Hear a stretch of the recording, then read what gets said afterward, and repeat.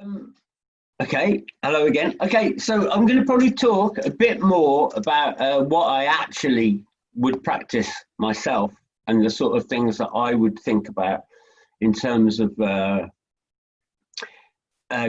keeping my chops in, keeping my fingers together and my lip in trim.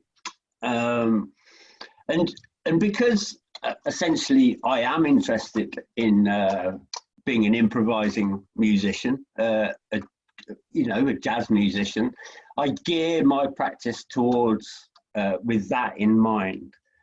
But the truth is that any of these exercises are useful to anybody, and it comes down to that thing again of just really having some basic understanding about how music works. I know that's something I probably have said quite a few times, but it's something I'm really interested in. And if you're interested in music, I'm sure you're interested in that as well. And it's something that the older I get, I feel like even stuff I've known for years and years and years seem to hit me like a revelation, and you go, oh, that's what that is. And because you just sort of you see it in a different light, you understand it in a different way, or you understand it in a practical way. And that's quite, in something like this where I'm talking a lot about theory, that can be quite meaningless, or can seem it. It's all very well to know that the major third sounds good on a major chord, but it's another thing to sort of experience that practically and properly understand that. Anyway, I'm going to try and stop waffling on and actually show you some of the things that I would practice. And these are things that I tried. So I once years ago, I heard Mark Nightingale do a workshop, and he said that, and it was something that someone had said to him, that I know we don't all want to be professional musicians, and that's absolutely fine, but in terms of getting better at music, he said that some advice he got was to make sure every morning that he would be ready if the phone rang. And that meant warming up every day. So he was, if he got a phone call saying, come and do a recording with Burt Bacharach or whoever, he was ready to go and do it because he was warmed up and ready. He didn't have to wait. And that thing of consistently, it actually doesn't have to be even every day. Every day is better. Like 5 minutes a day, I think, your teachers might all go, no, don't tell them this. But I think 5-10 minutes a day is better than an hour a week, or an hour a month or something, and you try and do your best. And that's great as well. Do big long sessions of practice. That's absolutely brilliant. But if you can try and do reasonably regular short bits of practice, that will and make it concentrated practice where you're actually really focused on what you're doing and not looking at your phone or something, that will improve your playing much faster than anything else.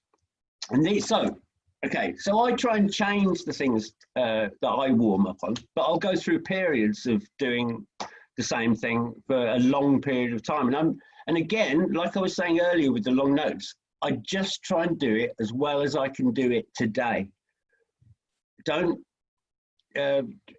You don't get hung up on, it's not happening for me today, or my reed's no good today, or my lips. I have days when the flute seems totally alien instrument to me, and it just not working for some reason. But I just try and do my best that day, and that's all. If you try and do that, it'll get you a long way. So these are actually some of the things that I would practice. And this is going to relate, because we're talking about jazz, I relate this to kind of chord scale theory. And I don't want to get too bogged down in chord scale theory, well, just harmony theory in general, because again, I don't believe really that that's how jazz musicians would have learned what they're doing. Jazz, the theory aspect of it came after. And it's the rules are true and they are worth knowing. A little bit of theory will take you a long way. And by that, I mean having an idea of what key you're in and what are the notes within that key. So practicing scales and arpeggios. So when we play an arpeggio on a single line instrument, that's what a piano player or a guitar player would play as a chord to accompany what our melody. Does that make sense? A chord is when you've got more than two notes played at the same time. That creates a chord. Yeah, in its simplest terms. Yes, and you could add more notes to that. Okay, so we need to have, it's easy to see that on the piano because the piano is in front of you and you can see it there. It's all laid out in front of you. I'm not saying the piano is easy because it is not easy, but it's easy to see how it all fits together. It's a bit harder on an instrument like this, flute, clarinet, all trumpet players will claim their instrument is the hardest instrument, and I think they might be right. But I mean, it's pretty hard. But you have to get a sense of how it all joins together. And okay, I'll try and stop waffling on. So if I talk about D major, so that's D major for me on this. So that's for the flutes, that's F major. And for clarinets and tenors, that is G major. Right, now I want to relate all this to chords. So I'm playing the first, the third, and the fifth. That is called a triad. Those are the notes of the piano player would play as a chord.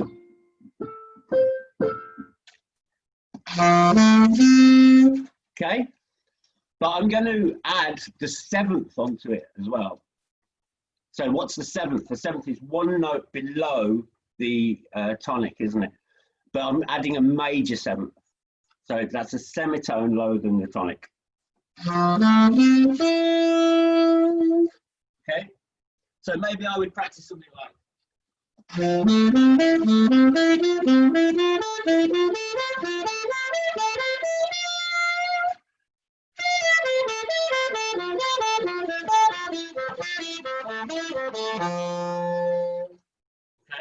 and then I want to relate that. So that's all really important in terms of improvising. If we were playing a tune that's in F major, major 7, those are the notes that the bass player would be outlining and that the piano player would be outlining. And all the notes that we play fit on top of that. That creates harmony. That creates music. So we can, this is kind of, so if that's our chord, one of the scales that can fit over that, obviously, hopefully, is D major. So.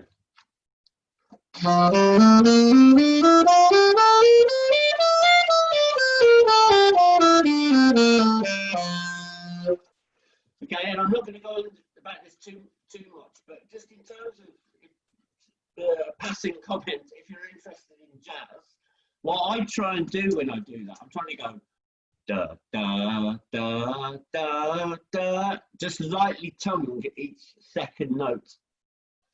So like the offbeats. I'm doing it.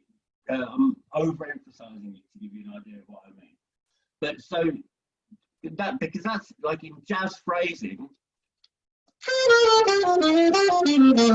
It's to get that kind of swung sort of feel, like da, da, da, da, da, not over the top. It's almost got to be you know, like if you could tell it was there, it would be too much. But if it wasn't there, it wouldn't be enough, if that makes sense. Does that make sense? Not really. I understand what I mean. Okay, but so I wouldn't really practice those as scales like we just did there. I would break them up into more like shapes, I call them. And if you think about jazz, which we'll get into, it's like there's like a geometry of jazz. It's like shapes. By that I mean like joining those triads together. So imagine, again, going back to F major in a concert, G for B flat, D for altos and baritones or whatever. If I was to go 1, 3, 5, 2, 4, 6, so I'm just missing, I'm going up the triads one at a time. Does that make sense? So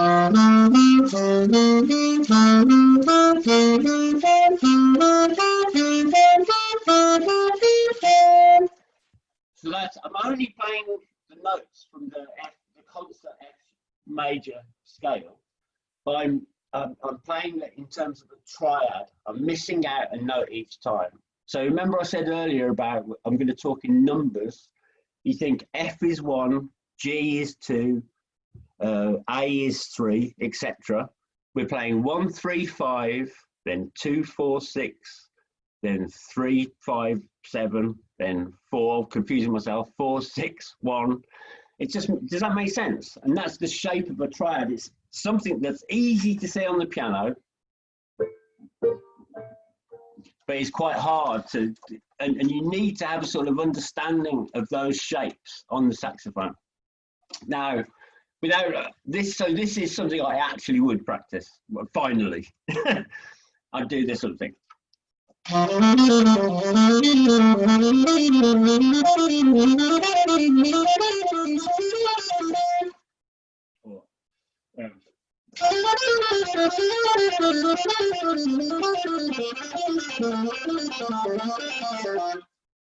that is outlining those shapes, like those triad shapes. Does that make sense? Going up sort of one note at a time, but in the shape of a triad.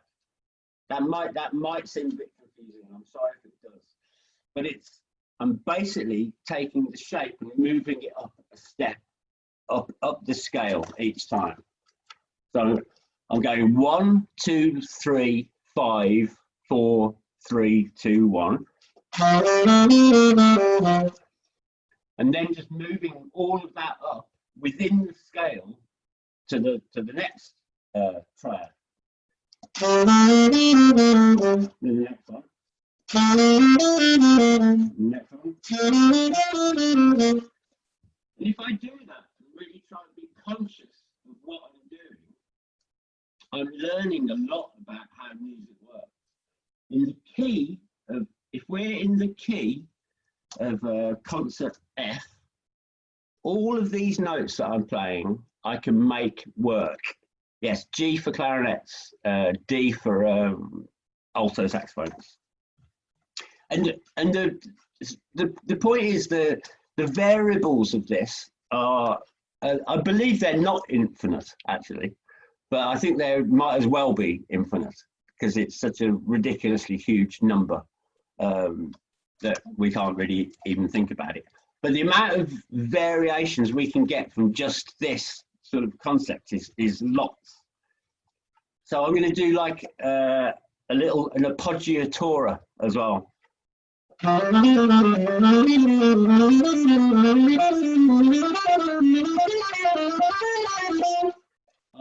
talk about appoggiaturas a bit later, because that's a big part of jazz.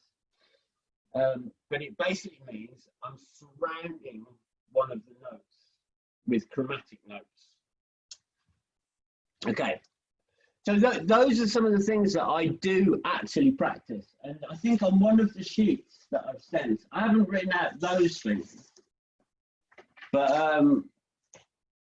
the point, the main point I'm trying to make is that is chord scale theory. That's like jazz theory on an concert F major chord, I can play an F major scale.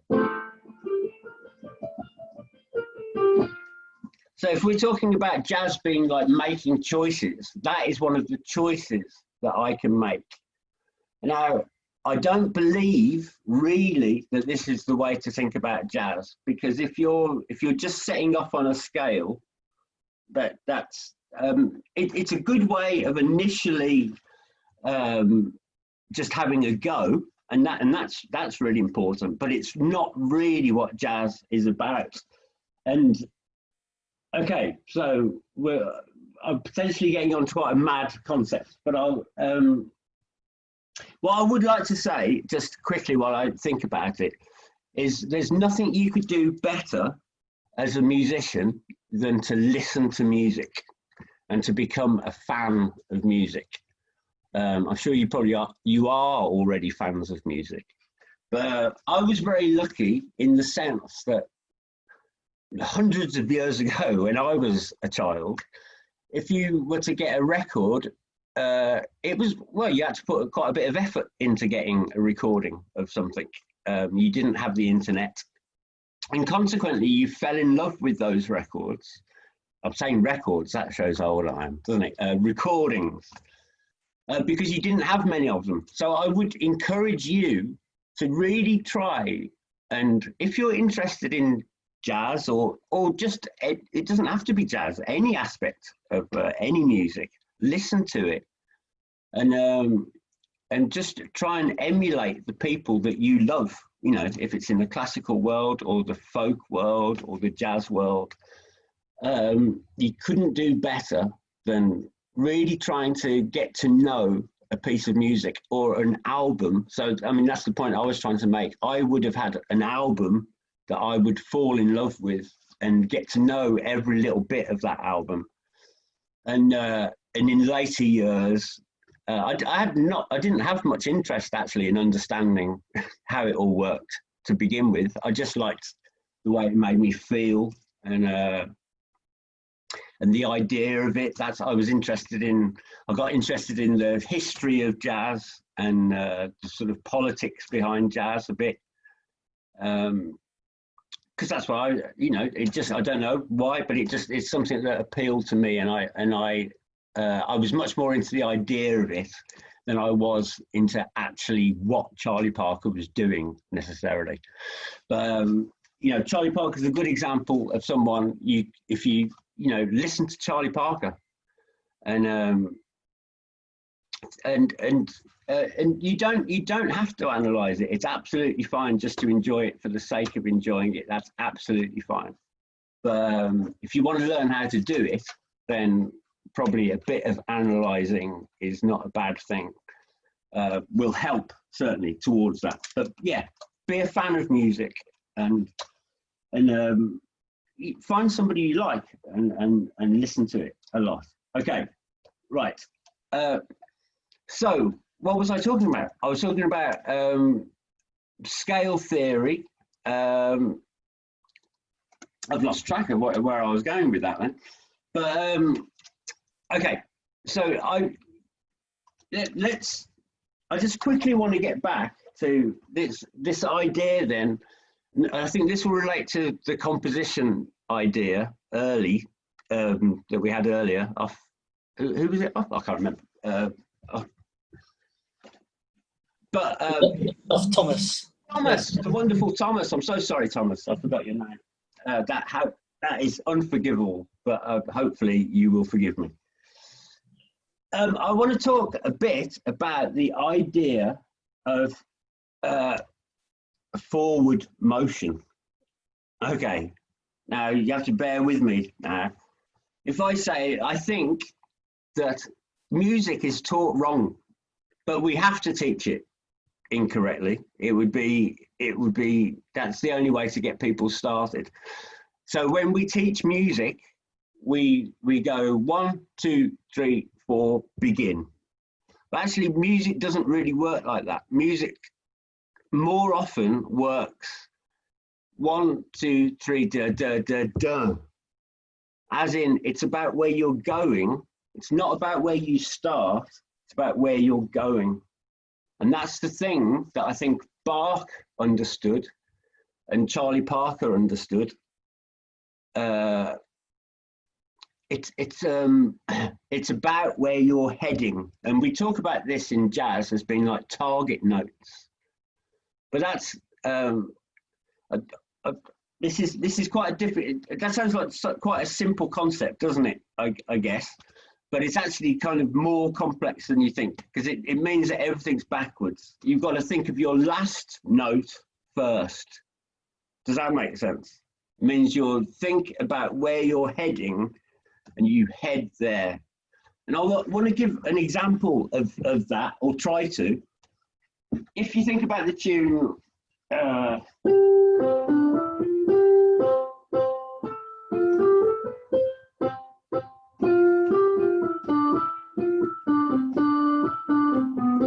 just that. All right. If I play just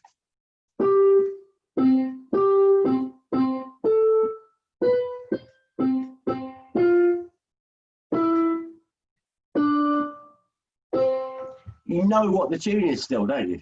Or, you know, you've got the outline of that tune. That means that all this business, in a way, is superfluous.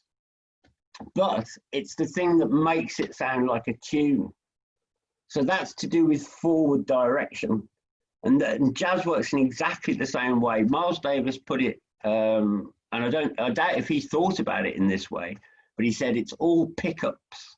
And what a pickup means is, like in a big band, a pickup is like 1, 2, 3, ba-da, da. The pickup is ba-da. And the point is the ba-da makes the da sound really good. Does that make sense? And that is quite a mad concept if you think about it. And so all of this business in this tune, so this, that sounds like nothing, does it? If I just play those bits,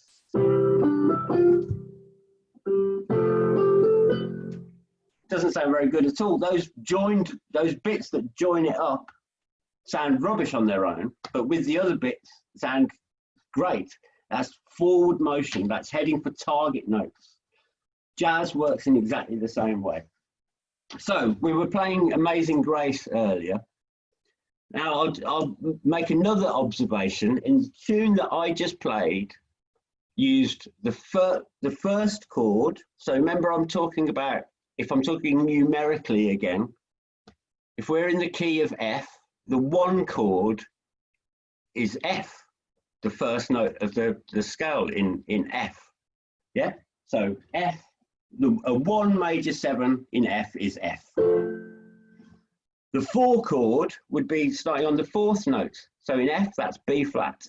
And the 5th is C. Does that make sense? So I'm not just talking about single notes. I'm talking about the chord of F, the chord of B flat, and the chord of C. That's a 1 chord, the 4 chord, and the 5 chord. So interestingly,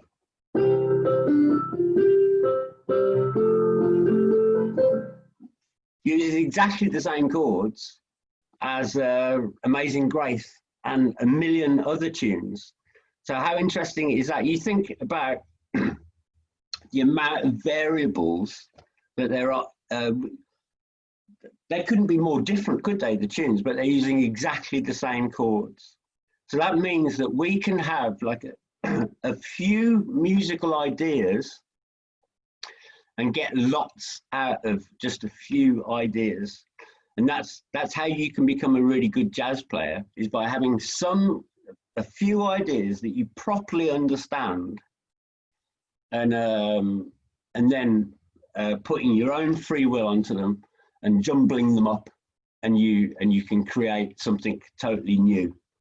But it's not like some mystical thing that is impossible to explain, that why can that person, you know, that person is amazing. Yes, and there are amazing improvisers, and it is amazing, but there's like logic behind it, even if they're not aware of it.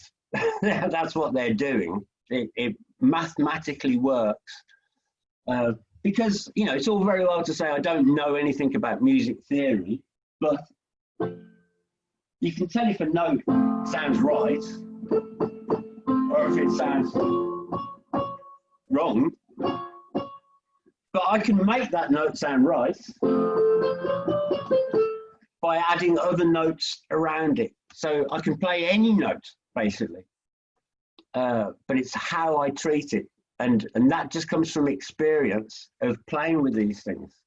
So we can say that the first, the third, and the fifth will always sound good because they're in the chord. And then if I apply the idea of forward motion to that, so that means I'm heading to the first, or I'm heading to the third, or I'm heading to the fifth.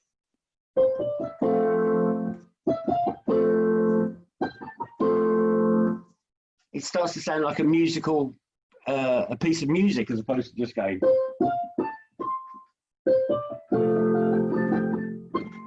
And you're starting to like create a tune. It starts to sound like a tune. Amazing! It's magic. And all the different notes of that scale just have a different color. Those notes sound right because they're in the chord that I'm playing in my left hand. The first, the third, and the fifth. So the sixth. Now these, I like the idea that all these different sounds like have an emotional impact on you. I know that's quite a deep subject that we're getting into, and I won't dwell on that too much.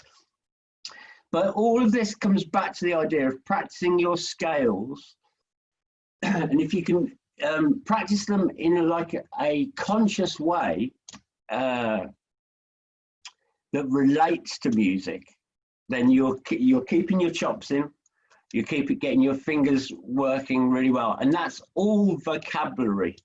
So what do we mean by vocabulary? Vocabulary are just like musical ideas.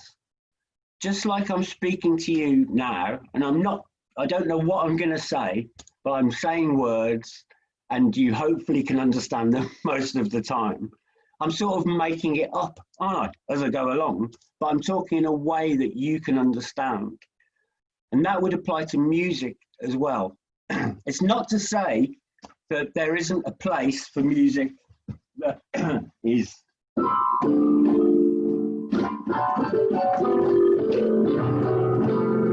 no, I'm not saying that there's absolutely, that's a totally valid thing. If that's something, and if that's intentional and worked out, it's absolutely fine. But for me what I'm interested in, it helps to have a bit of knowledge or a few rules to apply to make it sound how I want it to sound. And that starts to sound like jazz then to me. So if I can say that I use forward motion as a motif where I'm heading for, then I could use arpeggios as a musical motif. Those are arpeggios. I'm just playing it in a slightly different, a slightly jazzier way.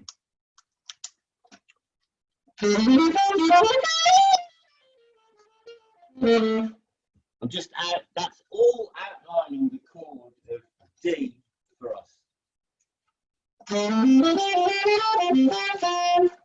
That's kind of using arpeggios. I use scale. I mean, that's only really scaling, isn't it? But I still have a few passing chromatic notes. So I can, now if I totally add, if we go back to that idea of all the bits in between don't matter, which is quite a radical thing to say, but all we're saying is the target notes matter. I can play pretty much anything and it will sound good as long as I hit the target notes at the right time.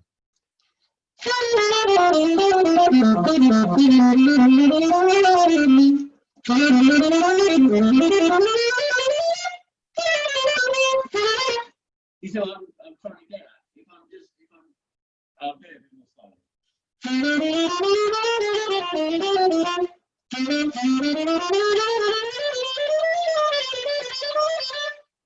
I mean, I'm totally messing about. The point is, I'm trying to play anything, but end in the right places. So I want to do one This is a hard thing to do, but I'm going to try and give an example. If I,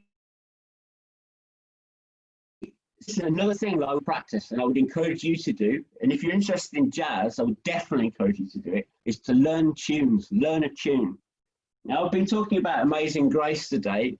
Amazing Grace isn't really a jazz tune at all. It's just, it's a tune with the chords 1, 4, and 5 in, and it's a tune that I hope that most of you would know, so you'd recognise and see the different ways that we approached it. But if I can actually try and outline like a chord sequence, and I'm going to really try and spell out the changes, and by spelling out the changes, I mean I'm trying to show you, the listener, what the chord changes are in what I'm playing. And I can practice this quite diligently at home. When I'm playing in front of people, I don't really want to be thinking about this stuff. I just want to be playing. But when I'm at home, I can really work on it. And so the different aspects of I'd be using is this idea of forward motion. So where I'm going, I'd be thinking about arpeggios, about where I'm going as well. I don't just want to play an arpeggio into nowhere. I want to play an arpeggio that is landing somewhere. I might play scalically, I might play chromatically, or I might play appoggiaturas. I think that's the right word for them anyway. Which again, Thomas, you can use this in your compositional skills. So if you're in your melody, when you're writing a tune, you want to use this note in your melody. Imagine, I'm just going to make a melody up. Okay. Now, if I add an appoggiatura to this, I'm just surrounding the note with chromatic notes.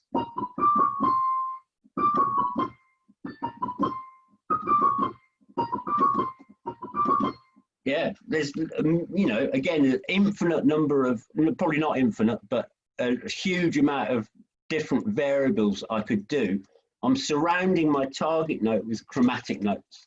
And that is something that very much makes things sound like jazz, because it means I'm playing notes that are incorrect.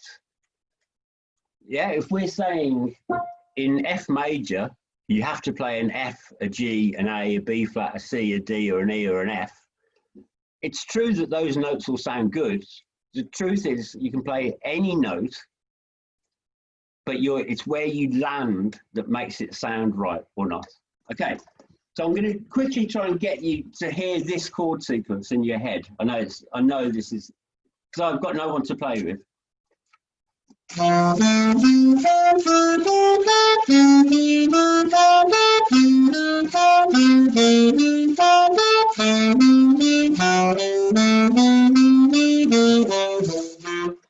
sort of hear that in your head, it's going down.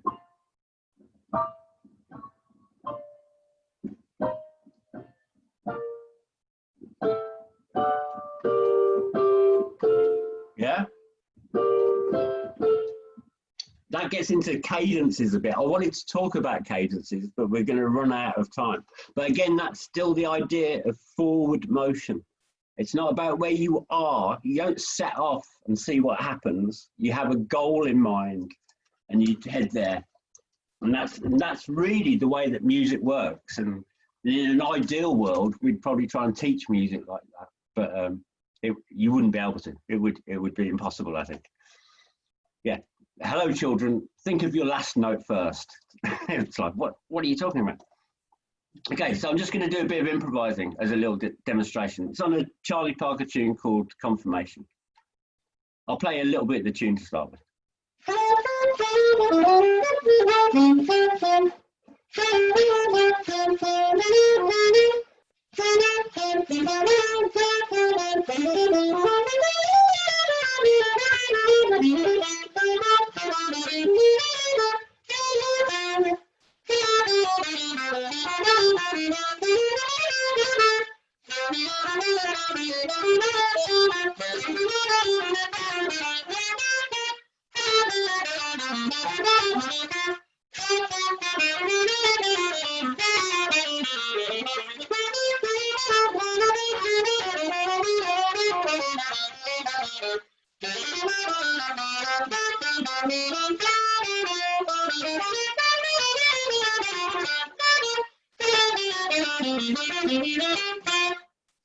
So I'm really just trying to spell out the changes there.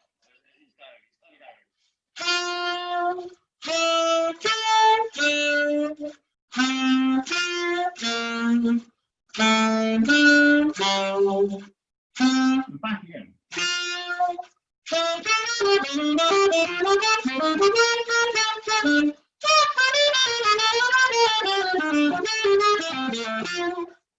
Okay, so the way to get to that point for me is an understanding of what key I'm in,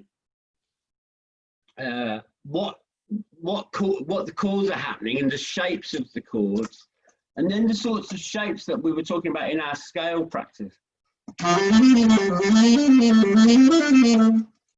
all outlining triads, and that's really what I'm trying to join the important notes of the chords, but do it in a way that doesn't sound like I'm just going.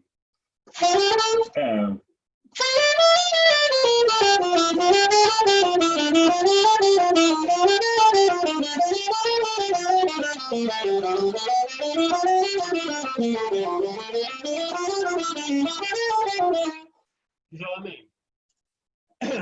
that's joining it all together. But I'm trying to do it in a more musical way.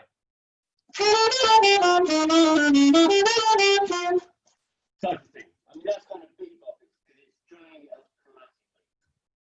chromatically. I want to get back to my original point, though, that even if you can, right from the first session, that if you can spend a bit of time of just allowing yourself to put your own free will onto a few, restricting yourself with like that A minor pentatonic for us, or C minor for the flutes, or any choice of scale, and just try and make up your own things spontaneously, but with an understanding of why it works. It will improve your understanding of all music, and it is actually how music works. It's how classical music works. It's how folk music works. It's how pop music works. You have harmony, you have melody. The melody sits on top of the harmony, and they sort of move like two things. And as I said earlier, that's totally what Bach and Charlie Parker understood. It's why they could go just get a few basic ideas and then do this astonishing piece of music, just because they had that understanding of how it all fit together. I think I better stop talking. Chris, thank you. That's absolutely fantastic. Some brilliant ideas there as well. I don't want to keep you here till midnight, obviously, but are you okay just holding if anybody has any questions, just to open them up? Is that okay? Yeah, of course it is. Yeah. So as before, if anybody has any questions, and obviously we have some teachers, we have the fabulous Mr. Salt who's helped me put all this together, and Alex Morgan as well. If you want to ask any questions on behalf of your pupils, please feel free to do so as well. Don't worry if you don't. Yes. I could ask something, if that's all right. I wanted to pick up on something you said. You said twice, actually, about restrictions that you make on your own playing. When I teach, I love to improvise, and I like to get my pupils improvising. And I've always been fascinated by every single pupil having different styles of improvisation. And I'm always a bit envious of people like yourself and some of my pupils who can just improvise freely. What I have to do is make rules for myself. You did mention that once as well, and I wondered if you have any other little rules for yourself. Obviously, you talked about scales and arpeggios a lot today, and tone and ornaments and stuff like that. But I wondered if there's any other elements like rhythm that you make rules for yourself with. I don't think I do with rhythm, but I'll tell you something. But having said that, I know that I've heard some of the best ever jazz players. You know, I was talking about scale theory and that, and you say actually the great jazz players didn't think like that. They didn't sort of think about it in that way, and apparently someone like Dizzy Gillespie much more thought about rhythm than he did about anything else. So, you know, we can get quite bogged down in that idea of, oh, am I flattening my 13th in the right place? Or, but, you know, in terms of making music, it's got very little to do with flattened 13ths and flattened ninths, or, you know, that's all quite superfluous. And actually rhythm is probably the most important thing. Well, you know, no, but I guess it is probably the most important thing, for it to sound like a piece of music. Otherwise, it's just a stream of consciousness, isn't it? That's what I think. Yeah. So, I mean, I don't have like conscious rules that I would put on, but I think, without spending too long on it, one way of creating rhythm is to have space. Mm. Space, you have rhythm. You know, by definition, there'll be and nobody, we've all been to jam sessions and heard people just going whoa, whoa, whoa for ages, and you know, so putting some space in between, and try and make things into phrases. That would be my advice. Make something sound like a phrase, even if it is, you know, it's a phrase that has a beginning and an end. It has a beginning and it has an end. So that is in a nugget, that is like a musical motif. So you could say I'd thought about the rhythm as in da-da-da-da, but I hadn't so much thought about it as that, as just it's a nugget of information. Thanks, Mr. Salt. Thanks, Chris. Anybody else, Alex? You've unmuted. Yeah. Would you like to? Yep. Yeah, I was just going to say, when you're, so a lot of the students here, I think, I don't want to make assumptions, they might be dealing more with actually chord sequences and chord progressions. So yeah. When you say you've got your phrasing, are you aiming for each chord, you're aiming to end on, I don't know, say the tonic or the fifth or whatever, or are you generally not actually thinking about the chord progression so much as just the key and where you're aiming for towards the end of the phrases? Yeah.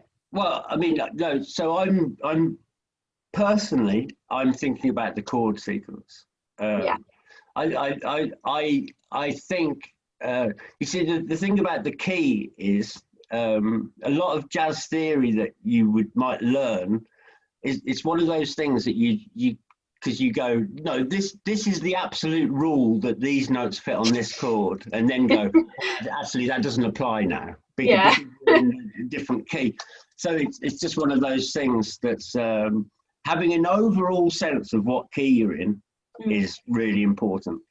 But I mean, the thing is with tunes with different chord, if there's lots of chord changes, they're changing key basically. So that's still the same thing of being aware of where you are at all times.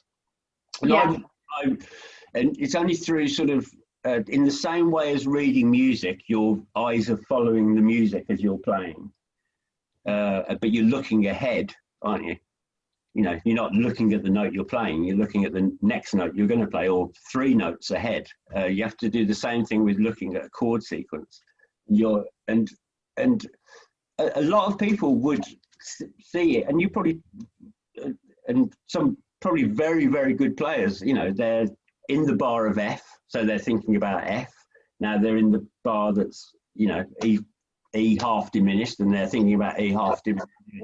But it's much better to be looking forward, just like you're saying. And so in F, you're not thinking about F, you're thinking about the next chord, because it's about where you're going that's important. If that answers your question. Brilliant. Thanks, Alex. Thanks, Chris. Yeah, it's that forward motion concept that Chris mentioned, which I find so interesting. Any more questions off anybody just before I wrap up? No. Well, first of all, I'd just like to finish the way I started and saying a huge thanks to Chris. These workshops have been running now this is our 3rd one. We had a drum one, a brass one, this being our woodwind one, and we have one more vocal one next week. I must say thank you to Simpsa, who have supported all these workshops. So without them, it wouldn't have happened. Chris mentioned a few things. I've made a few notes, actually. make sure that you're ready every morning if the phone rings. I love Yes. that. And it made me think, for you as students, for those of you coming back to the music service, imagine that we're going back tomorrow.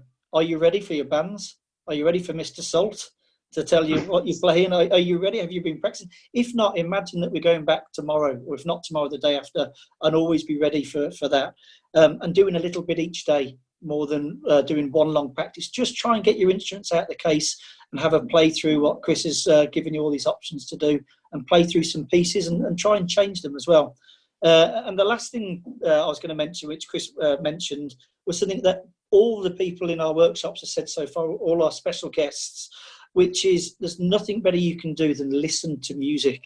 Russell Bennett said, listening to music is the same as practicing. I mean, Chris mentioned Charlie Parker, the Bird Parker. How many of you know him? Have you listened to his CDs? There's actually a film called Bird, simply called Bird, available on Amazon. An amazing film about Charlie Parker. If you haven't seen these things, look them up, because the more you listen to music, the more you listen to saxophone players, clarinet players, doesn't matter what type of music it is, then the more interest you'll have in it and the better you will become. So some really, really good ideas and concepts from Chris, and it's been great to have you supporting our teachers and supporting the music service. So I don't think we can actually clap because you won't be able to hear. So I think what we'll do, just by saying goodbye to Chris, is give him a really, really big wave. And thanks once again, Chris. Hope to speak to you soon. Thank you. Thanks very much. Thank you, everyone. Bye, everyone.